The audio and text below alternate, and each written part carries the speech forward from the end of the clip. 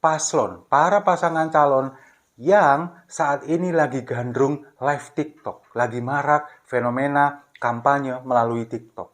Tapi yang lebih koplaknya, Gibran justru pamer live streaming Mobile Legends. Ini gimana ceritanya? Apa hubungannya sama kontestasi Pilpres ini?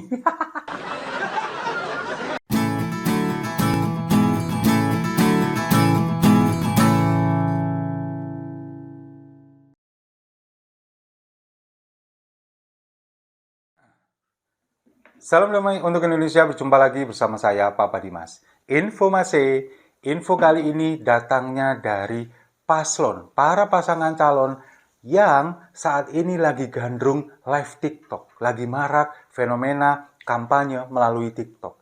Tapi yang lebih koplaknya, Gibran justru pamer live streaming Mobile Legends. Ini gimana ceritanya? Apa hubungannya sama kontestasi Pilpres ini? Nah, ini kan memang sekarang para pasangan calon ini berusaha untuk meraih suara, kemudian juga berusaha untuk meyakinkan Gen Z dan generasi milenial melalui platform TikTok. Seperti Pak Anies Baswedan misalkan. Dia sekarang punya julukan sendiri di TikTok, yakni Abah. Karena apa? Karena dia di sana lebih banyak mendengarkan curhatan para Gen Z. Kemudian sekarang dia punya fanbase sendiri dari kalangan K-popers. Menjadi viral, kemudian ketika dia melakukan perjalanan darat untuk akan melakukan kampanye, di dalam kereta, kemudian di dalam mobil, ini melakukan live TikTok dengan banyak mendengarkan curhatan dari para Gen Z.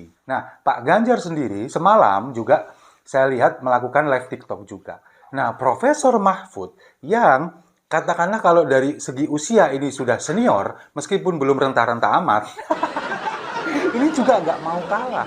Profesor Mahfud juga melakukan live TikTok, tapi yang dilakukan oleh Prof. Mahfud ini beda dengan yang dilakukan Anies Baswedan.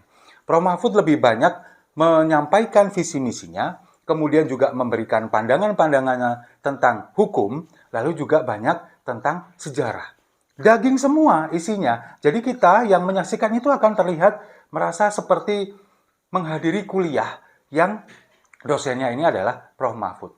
Salah satunya adalah ketika beliau menjelaskan sejarah disebutkannya atau munculnya istilah duit tunggal. Seperti video yang saya tampilkan berikut ini.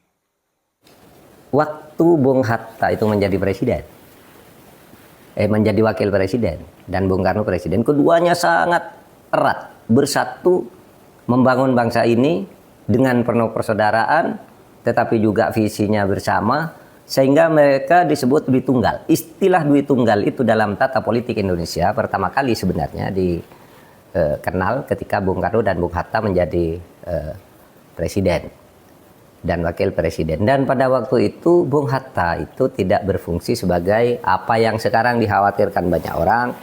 Wakil presiden itu kan hanya ban serep gitu ya. Enggak. Waktu zaman Bung Karno, Bung Hatta presiden, wakil presiden, Bung Hatta itu bukan ban serep, tetapi berbagi peran dengan sangat baik, sehingga disebut kepemimpinan duit tunggal. Nah, sekarang kita yang belum tahu, akhirnya jadinya tahu bahwa duit tunggal ini muncul ketika era Presiden Soekarno dan Pak Muhammad Hatta, yang menandakan apa? Bahwa wakil presiden itu bukan hanya sebuah ban serep. Mereka punya tugas masing-masing.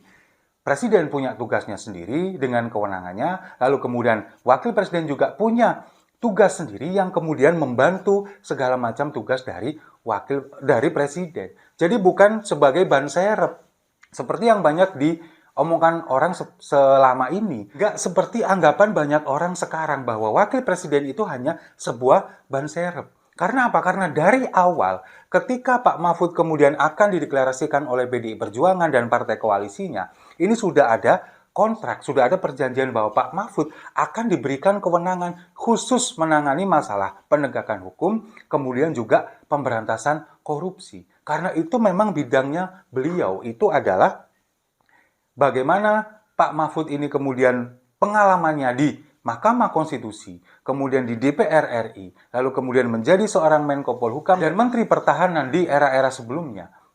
Ini kan memang pengalamannya di situ. Nah, makanya ketika nanti Pak Mahfud akan menjadi wakil presiden, diberikan tugas khusus, diberikan tugas yang akan membantu tugas dari seorang presiden, yakni Pak Ganjar Pranowo. Dan ini juga sudah banyak buktinya. Pak Mahfud kemudian sudah sebagai Menko Polhukam menangani banyak sekali permasalahan masyarakat.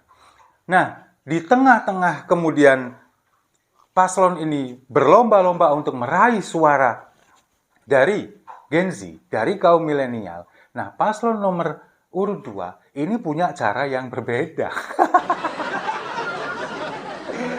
Tim kampanye nasional yang sekarang justru banyak melakukan klarifikasi jadi tim klarifikasi nasional, ini kemudian mengatakan, mengklaim bahwa apa yang dilakukan oleh paslon 1 dan 3 ini sudah ketinggalan. Lebih dulu Prabowo Subianto yang memanfaatkan platform TikTok ini jauh sebelum mereka kampanye, melakukan banyak sekali gimmick-gimmick di TikTok. Dengan apa? Joget gemoy.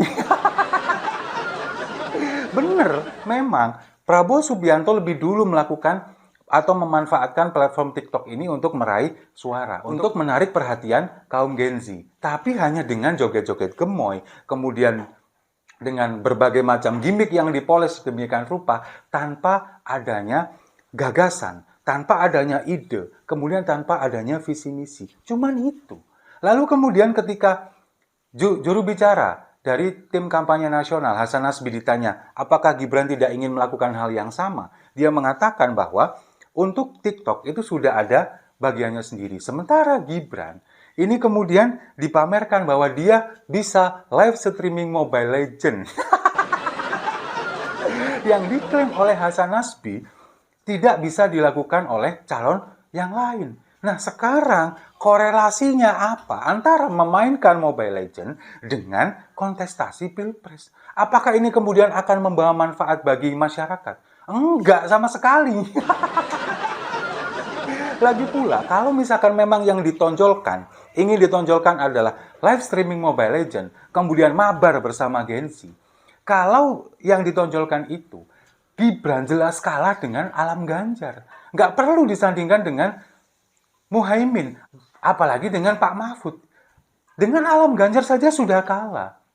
Alam Ganjar, anak dari Pak Ganjar ini dia adalah seorang yang berkecimpung di dunia e-sport. Bahkan dia adalah salah satu CEO dari perusahaan e-sport bernama Pygmy e-sport. Dan kemudian sering ikut kompetisi nasional, bahkan kompetisi internasional dengan e-sportnya. Bahkan Alam Ganjar ini juga dipercaya menjadi salah satu koordinator di Indonesia. Jadi pengalamannya untuk e-sport, apalagi cuma sekedar Mobile Legends, lebih banyak daripada Gibran. Kalau misalkan mau diadu, yang mending sama Alam Ganjar aja. Jangan sama Caimin, apalagi sama Prof. Mahfud. Nah, sekarang begini. Kenapa kok Gibran tidak melakukan ini? Prabowo juga tidak melakukan ini. Mereka lebih memilih debat resmi. Karena apa? Karena kita tahu semua, debat resmi ini bisa diatur. Jawaban sudah bisa disiapkan, kemudian pertanyaan juga ada kemungkinan bocor. Sementara kalau mereka melakukan live TikTok, pertanyaan-pertanyaan ini yang muncul dari kalangan Gen Z ini sangat random. Dan kemungkinan kalau misalkan Gibran melakukan ini, dia akan kesulitan untuk menjawab. Buktinya apa? Ketika dia datang ke Kalimantan, ketika ke IKN, kemudian berdialog dengan salah seorang siswa SMK yang dia ingin dilibatkan dalam proses pembangunan IKN. Apa yang dilakukan? Mic-nya ditaruh. Dia melakukan tanya jawab tanpa mic. Karena apa? Karena tidak ingin didengar oleh masyarakat yang lain. Tidak ingin ketahuan kalau dia nggak bisa apa-apa. Sementara ketika mendapatkan undangan debat dari beberapa kampus, beberapa universitas, atau beberapa komunitas yang lain, nggak pernah hadir dengan alasan lebih memilih datang ke debat resmi. Karena apa? Karena takut bahwa apa yang disampaikan nanti tidak sesuai dengan harapan dan tidak sesuai dengan apa yang digaungkan oleh para pendukungnya. Itu yang terjadi. Makanya dia lebih memilih memainkan Mobile Legends. Tapi kalau kita melihat sekarang, memang nggak ada korelasinya antara kamu bisa memainkan Mobile Legends dengan kontestasi Pilpres. Kamu juara sekalipun Mobile Legends tingkat internasional, nggak akan bisa jadi cawapres. Sekarang bayangkan coba, Kalau capresnya joget-joget gemoy di TikTok, kemudian cawapresnya main Mobile Legends live streaming dan mabar bersama Gen Z, terus masyarakatnya ngapain? Oh iya, pasti mereka akan makan dan minum susu gratis. Setuju ya? Tak setuju, mari kita minum kopinya sama-sama untuk pasangan calon yang pamer Mobile Legends.